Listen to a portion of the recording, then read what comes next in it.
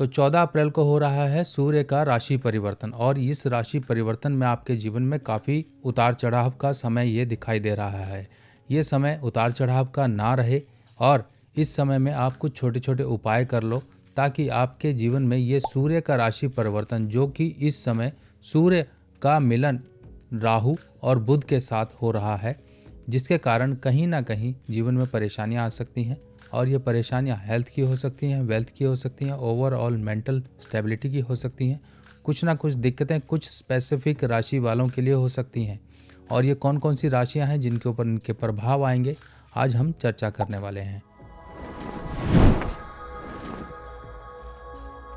तो नमस्कार दोस्तों, मैं सुभाष शर्मा चंडीगढ़ से लाल किताब के ज्ञान में आपका स्वागत करता हूं। दोस्तों, जैसा कि हम जानते हैं कि सूर्य महाराज प्रत्येक महीने राशि परिवर्तन करते हैं और इसी स्थितियों को यानी कि हर एक ग्रह अपना अपना राशि समय समय पर निर्धारित समय पर परिवर्तन करते हैं, जिसे हम कहते हैं ग्रह गोचर यानी कि ट्रांजिट ऑफ प्लैनेट्स। अब ये ट्रांजिट ऑफ प्लैनेट्स हमारे ऊपर कहीं ना कहीं कुछ एक एनर्जेटिक लेवल पर असर डालते हैं, यानी कि इनके जो असर हैं, जो रेडिएशंस हैं, जो भी किसी तरीके से जो इनकी एनर्जी होती है हमारे ऊपर असर डालते हैं, क्योंकि हम भी पंचतत्व से बने हुए हैं और सभी ग्रहों का असर इस धरती पर और जीवित निर्जीव हर चीज़ पर होता है। तो इस तरह से हमारे ऊपर ये जो सूर्य का राहु के साथ मिलन होने वाला है, ये परेशानी वाला है, एक तरह से नेगेटिव है। अब ये नेगेटिव अगर हम कहें तो किन लोगों के लिए ज़्यादातर है, वो है मेष राशि वाले, मिथुन राशि वाले, कन्या राशि वाले, सिंह राशि वाले और साथ ही साथ मीन राशि वाले।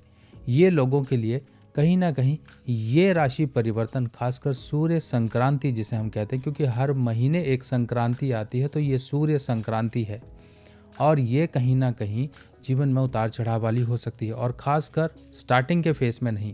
आपको कैसे पता लगेगा कि हाँ ये आपके लिए अच्छी है या ख़राब है? सिंपल सा एक लॉजिक समझिए।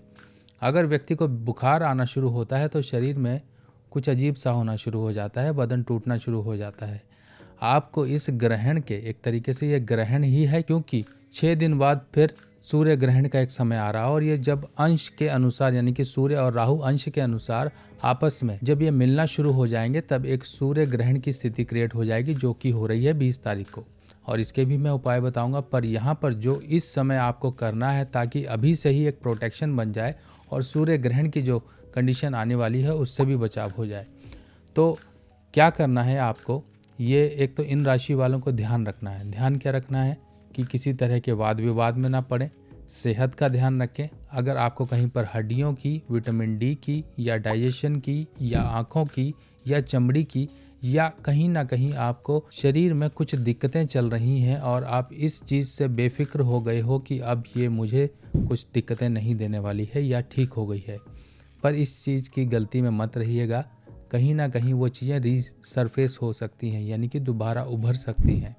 तो ये समय थोड़ा सा आपको अपनी health point of view alert रहने की ज़रूरत है, सजग रहने की ज़रूरत है।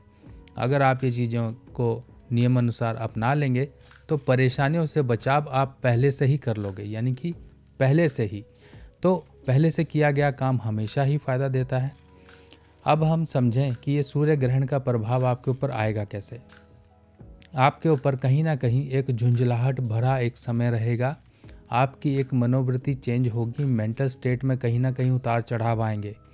आप कुछ एक हैप्पीएस्ट मोमेंट को भी नेगेटिव तरीके से देखेंगे। हो सकता है किसी का मजाक या किसी की ठिठोली की हुई आपको बुरी लग जाए।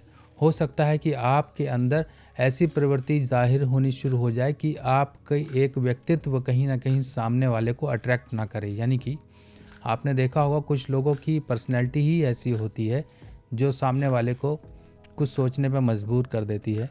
अगर कोई व्यक्ति आपसे मदद लेने आया है और आपको उसकी हाव भाव ठीक नहीं लगते हैं तो आप उसको मदद नहीं करते हैं या कुछ देते नहीं हैं। इसी तरीके से आपका भी व्यक्तित्व ऐसा हो सकता है कि सामने वाला आपको शक की नज़र से देखे, आपके अंदर खोट को तलाशे।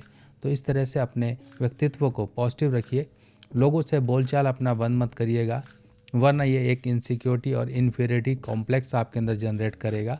अपने आप को खुश रखिए। सबसे पहला नियम ये है, खुश रखिए, सोशल रखिए। पिता के साथ संबंध मत बिगाड़िए। अगर बिगाड़ेंगे तो इस जो युति का प्रभाव आपके ऊपर ज़्यादा पड़ेगा और पड़ेगा तो कहाँ पड़ेगा, आपकी हेल्थ को ख़राब करेगा। आपकी सोशल इमेज को ख़राब करेगा, आपके करियर में कहीं प्रॉब्लम लेकर आएगा, और अगर हेल्थ की प्रॉब्लम्स हैं ऑलरेडी तो कोई बड़ी घटना को लेकर आ सकता है। जिन लोगों को हार्ट की प्रॉब्लम है उन लोगों को खासकर ध्यान रखना है, क्योंकि ये युति इस समय मेष राशि में और मेष लगन को बहुत ज़्यादा प्रभावित करने वाली है। ऐसे व्यक्तियों को अपना हेल्थ का ध्यान रखना है, जितना हो सके अच्छी डाइट लीजिए, एक्सरसाइज करिए। करियर में कहीं ना कहीं अगर आपके प्रमोशन या कुछ ऐसे चांसेस हैं और वो अटके हुए हैं तो प्यार और तरीके से, डिप्लोमेटिक तरीके से सुधार लीजिए।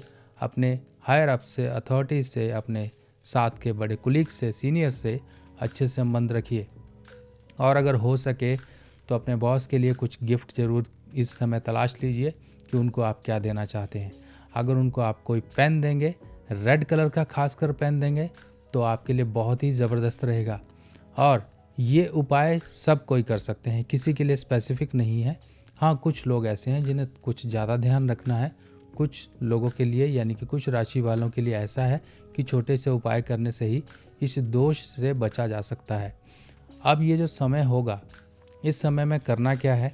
सबसे पहले तो देखिए, हमें 3 तरह से उपाय करने हैं। इसमें उपाय होगा शनिवार का, इसमें उपाय होगा संडे का, और जो ग्रहण का एक समय काल आएगा, यानी कि जो ग्रहण, सूर्य ग्रहण पड़ने वाला है 20 तारीख को। भले वो इंडिया में दिखाई ना दे रहा हो, पर देखिए सूर्य तो सूर्य ही, चाहे वो इंडिया में हो चाहे अब्रॉड में हो, सभी के लिए एक ही सूर्य हैं और असर भी उनका सभी पर है। सूर्य किसी से भेदभाव नहीं करते, तो हम ये कभी ना सोचें कि उस देश में पड़ रहा है तो हमें उपाय नहीं करने, उपाय करने हैं। और उन लोगों के लिए तो खासकर ज़रूरी है जो सूर्य और राहु संबंधी पीड़ाओं से जूझ रहे हैं। किसी तरह से झूठे आरोप, मान सम्मान, ठेस, कहीं बीमारी, कहीं पर झगड़े, या फिर फाइनेंशियल प्रॉब्लम्स, या फिर करियर में प्रॉब्लम्स, या फिर हेल्थ केयर चल रहे लंबे झंझटों से जूझ रहे हैं, उनके लिए अभी और 20 तारीख ये उपाय करने बहुत ज़रूरी हैं। अब 20 तारीख के लिए तो जैसे कि आपको पहले भी मैं प्रोवाइड करवा चुका हूँ, अभिमंत्रित शनि राहु या फिर ग्रहण पोटली के नाम से अभिमंत्रित ग्रहण पोटली आपको प्रोवाइड कराई जाएगी। इसके अंदर कुछ सामग्रियाँ होती हैं जिनको प्रॉपर अभिमंत्रित मंत्रों द्वारा सिद्ध करके आपके एड्रेस तक पहुँचाया जाएगा, ताकि आप अपना उपाय कर लें। लाल किताब की सभी सामग्री अब आप मेरी व्हाट्सएप कैटलॉग पर आसानी से देख सकते हैं और आप अपने एड्रेस पर मंगवा भी सकते हैं। अब यहाँ पर कुछ समय थोड़ा शॉर्ट है, इस शॉर्ट समय में करना क्या है? सबसे पहले तो आपको 3-4 चीज़ें जुटा लेनी है। पहली चीज़ है नमक का पैकेट, दूसरी चीज़ है नारियल, ये जो जटा वाला आपको नारियल दिखाई दे रहा है, बादाम, साबुत बादाम जैसे कि आपको छिलके वाले दिखाई दे रहे हैं, और लेनी है आपको जौ, जिसे बारले कहा जाता है। अब उपाय करने का तरीका समझिए। अब इन उपायों को करने से पहले आपको कोई दिन नहीं देखना है, क्योंकि ये उपाय करने का समय अभी से है, अभी से ही आपको करना है। इसके लिए कोई दिन नहीं देखना है, कोई समय नहीं देखना है। बस समय वही होगा सूर्य उदय से लेके जब तक मंदिर वगैरह आपके यहाँ खुले रहते हैं तब तक आप ये कर सकते हैं, यानी कि 12 बजे तक, लगभग 9 बजे से लेके 12 बजे का समय है। अब आपको करना क्या है?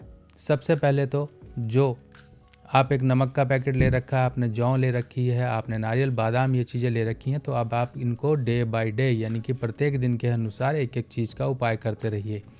सबसे पहले तो आप नमक को धर्म स्थान में पहुंचा दीजिए, नमक का एक पैकेट मंदिर में पहुंचा दीजिए। दूसरा काम है अगले दिन आपको कुछ बादाम और नारियल, ये आप, एक नारियल बहुत है आपके लिए, एक नारियल और एक मुट्ठी बादाम, ये जाकर जल प्रवाह कर आइए। अगर जल प्रवाह नहीं कर सकते हैं तो मंदिर में ये पहुंचा दीजिए। अब बची जौ यानी कि बारले, इसके लिए क्या करना है? ये जौ आपको रात को भिगानी है, एक मुट्ठी या 2-4 चम्मच पानी में भिगा लीजिए, किसी भी बर्तन में भिगा लीजिए। भिगाने के बाद सुबह उठ के इसको आपने बाहर जाके पक्षियों को डालना है। अब ये उपाय हो गए नॉर्मल सभी के लिए, पर जिनकी भी राशि मेष है या लग्न मेष है उनके लिए एक दिन का उपाय बहुत ज़रूरी है। वो एक बार ज़रूर कर लेंगे, चाहे 14 को करें, चाहे 15 को करें, चाहे 16 को करें, पर कोई भी एक दिन ये करना पड़ेगा। एक तांबे की थाली लीजिए, उसके अंदर एक मुट्ठी आप गेहूं रख लीजिए, एक गुड़ की डली रख लीजिए, और ये थाली सहित आप जाके अपने घर के आसपास के कोई भी धर्म स्थान में देकर आइए या किसी मूर्ति के आगे रख कर आइए। बहुत ज़रूरी है, क्योंकि ये समय, इस समय मेष लग्न और मेष राशि वालों के लिए काफ़ी प्रभावित हो सकता है, काफ़ी नेगेटिव हो सकता है, और पॉजिटिव वालों के लिए तो पॉजिटिव ही होगा, उनकी तो क्या कहने, पर जो लोग परेशान हैं किसी न किसी रूप में, उनके लिए तो उपाय करना बहुत ज़रूरी हो जाता है। आप चाहे परेशान हैं चाहे नहीं परेशान हैं, धर्म स्थान में कुछ चीज़ों का दान करना बहुत ज़रूरी हो जाता है। जब जन्मदिन आता है तब लोग अपनी चीज़ों मतलब कुछ भी जो अपने सामर्थ्य के अनुसार गरीबों, धर्म स्थान या पक्षी या गौशाला में जाके करते हैं। ये सब जाने अनजाने में किए गए कर्म ही हमारे ग्रहों को एक बैलेंस रखते हैं, और ये बैलेंस होना लाइफ में ग्रहों का बहुत ज़रूरी है। कोई भी एनर्जी अगर डिसबैलेंस हो जाती है तो कब वो हमारे जीवन में परेशानियां लेकर आ जाए और फिर हम उपाय के लिए भागें, तब काफ़ी देर हो चुकी होती है। इसीलिए पहले से ही करते रहना और नियमबद्ध तरीके से करते रहना किसी भी उपाय को हमारे लिए हमेशा ही पॉजिटिव रहता है। तो दोस्तों, और अभी ग्रहण की जानकारी लेकर मैं आपके लिए हाजिर होऊंगा। तब तक के लिए अपने सुभाष भाई को आज्ञा दीजिए। नमस्कार।